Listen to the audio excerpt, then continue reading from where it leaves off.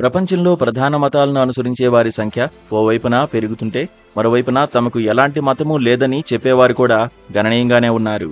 క్రైస్తవం ఇప్పటికీ అతిపెద్ద మతంగా కొనసాగుతున్నప్పటికీ మతం వద్దనుకునే వారి సంఖ్య కూడా దాంట్లోనే అధికంగా ఉంది.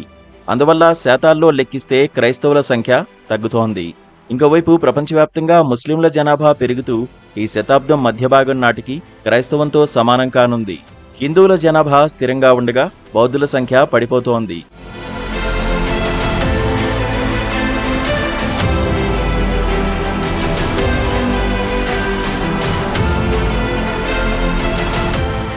ప్యూ రీసెర్చ్ సెంటర్ జరిపిన అధ్యయనంలో ఈ ఆసక్తికర విషయాలు వెల్లడయ్యాయి.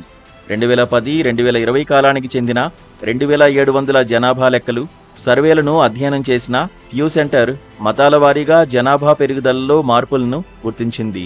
ఈ 10 ఏళ్ల కాలంలో క్రైస్తవుల జనాభా 218 కోట్ల నుంచి 230 కోట్లకు పెరిగింది.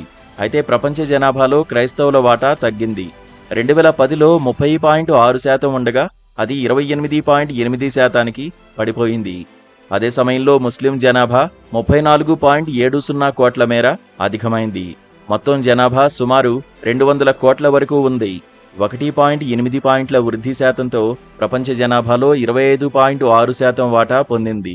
ఏ మతము లేదని చెప్పేవారి సంఖ్య ప్రపంచ జనాభాలో 24.2% వరకు ఉంది. హిందూ మతం, జూడాయిజం జనాభా స్థిరంగా ఉంది. గత 10 ఏళ్లలో బౌద్ధుల జనాభా తగ్గింది. ఐరోపా దేశాల్లో క్రైస్తవుల సంఖ్య తగ్గుతుండగా సబ్-సహారన్ ఆఫ్రికాలో పెరుగుతోంది. ఎలాంటి మతం లేదని చెప్పేవారి సంఖ్య అమెరికా, చైనా, జపాన్లో అధికంగా ఉంది. అమెరికాలో 2000లో 8% కాగా 2024 నాటికి 29%కి చేరారు. చైనాలో 50% కంటే ఎక్కువ, జపాన్లో మెజారిటీ ప్రజలు ఏ మతం లేదని అంటున్నారు. లౌకికవాద భావజాలం పెరుగుతుండటంతో అందుకు అనుగుణంగా సమాజం, పరిపాలనలో మార్పులు వస్తాయని ఈ అధ్యయనం చేసిన నిపుణులు అభిప్రాయపడ్డారు.